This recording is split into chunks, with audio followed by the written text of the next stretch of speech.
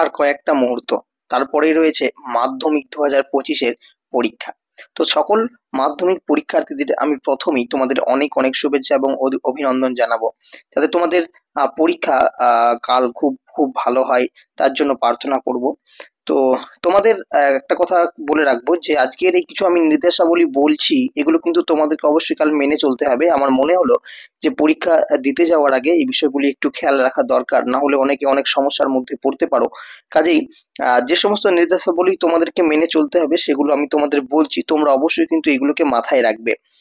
দেখো, তোমাদের পরীক্ষা শুরু হচ্ছে কালকে, অর্থাৎ সোমবার 10 তারিখ, ফেব্রুয়ারি 10 তারিখ, এবং প্রথম দিনে রয়েছে তোমাদের প্রথম ভাষা অর্থাৎ বাংলা। আমাদের বাংলার ছাত্রছাত্রীদের রয়েছে বাংলা পরীক্ষা।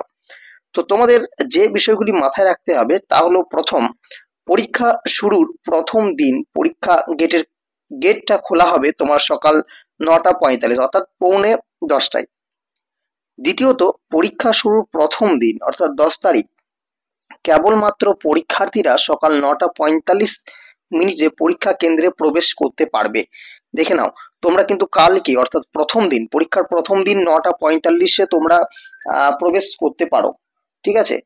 আচ্ছা, অর্থাৎ 10টার সময় কিন্তু পারবে না। তোমাদের পরীক্ষায় যটাই হোক তোমরা আগে থেকে প্রবেশ করতে পারবে, কারণ তোমাদের গিয়ে সেখানে এক্সাম, তোমাদের যে রুমে পড়েছে সিট, সেই রুমে খোঁজাখুঁজির ব্যাপার আছে, অনেকটা সময় লাগে, তাই একটু আগে সেদিন দেওয়া হয় ঢুকতে।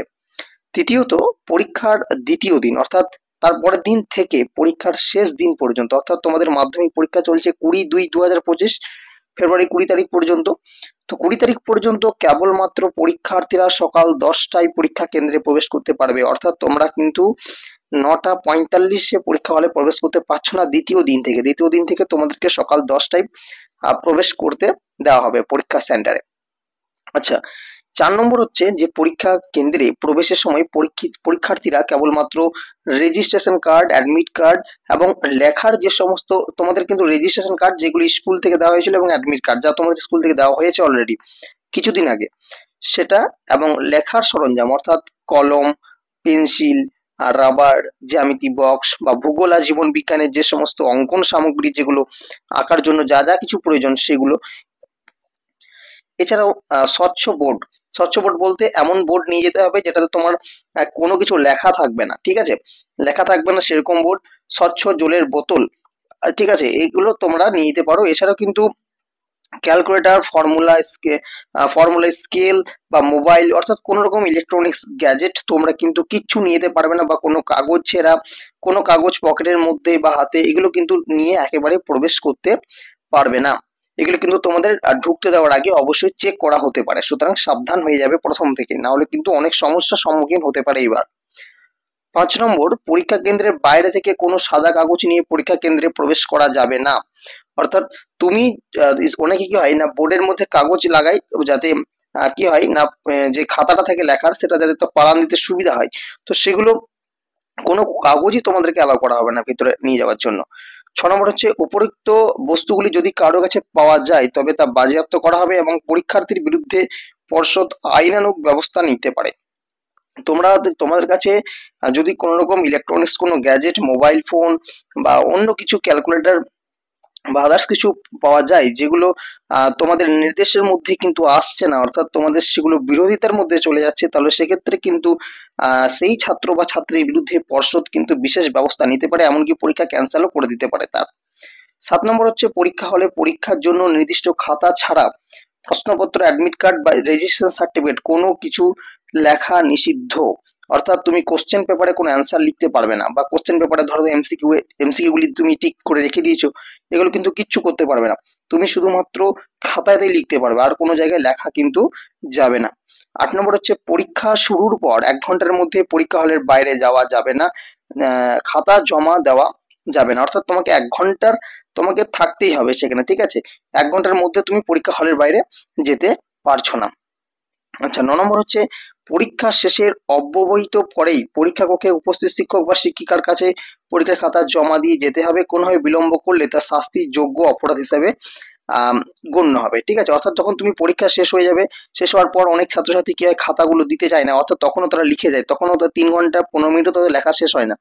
তো সেই সময়টা বলা হচ্ছে যদি না দেওয়া হয় তাহলে কিন্তু সেক্ষেত্রে শাস্তির ব্যবস্থা নিতে পারে। সুতরাং সময়ের মধ্যে চেষ্টা করবে প্রত্যেকে খাতা কিন্তু জমা দিয়ে দেওয়ার। আচ্ছা, 10 নম্বর হচ্ছে কোনো পরীক্ষার্থী পরীক্ষা কক্ষে কোনো অসৎ উপায় গ্রহণ করলে পর্ষদের নিয়ম অনুসারে পরীক্ষার নিয়ামক কর্তৃপক্ষ ব্যবস্থা নিতে বাধ্য থাকবেন।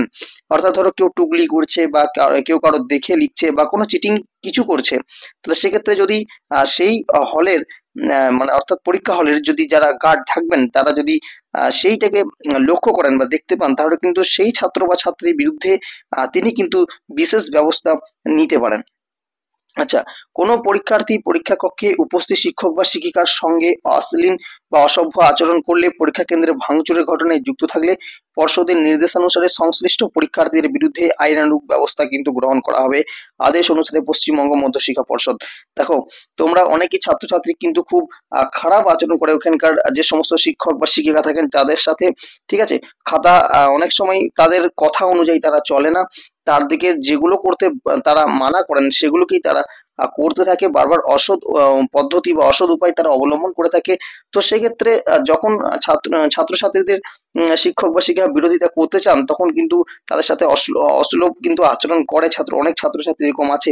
তো তাদের ক্ষেত্রে কিন্তু বিশেষ ব্যবস্থা নেওয়া যেতে পারে, ঠিক আছে। সুতরাং প্রত্যেক ছাত্রছাত্রীকে বলবো যে তোমরা কিন্তু এই যেগুলি আমি বললাম এই নির্দেশগুলিকে সঠিকভাবে মেনে চলবে, কোনো অসৎ উপায় তোমরা কিন্তু অবলম্বন করবে না, যার জন্য তোমাদের একটা কোশ্চেনের উত্তর লিখতে দিয়ে তোমাদের হয়তো পুরো পরীক্ষাটা ক্যান্সেল হয়ে গেল, এমন কোনো কাজ কিন্তু তোমরা করবে না।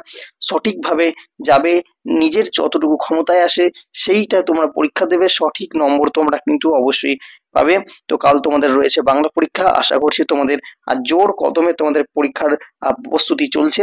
আশা করবো যেন পরীক্ষা তোমাদের অনেক অনেক অনেক ভালো হয়, সবাই যেন ভালো পরীক্ষা দিয়ে বাড়ি ফিরতে পারো, ঠিক আছে। এই আশাই রাখবো, এই ভগবানের কাছে এই প্রার্থনাই করবো যেন অনেক ভালো হয় তোমাদের পরীক্ষা, ঠিক আছে। চলো, দেখা হবে পরবর্তী ভিডিওতে কালকে তোমাদের সাথে বাংলা কোশ্চেন প্রশ্নপত্র নিয়ে। দেখা যাক কেমন পরীক্ষা হয় সবার। অবশ্যই কিন্তু কমেন্টে জানাবে কে কেমন প্রস্তুতি করছো এবং তোমাদের পরীক্ষাটি কেমন হচ্ছে। আজকের ভিডিও এই পর্যন্তই, দেখা হচ্ছে পরবর্তী ভিডিওতে।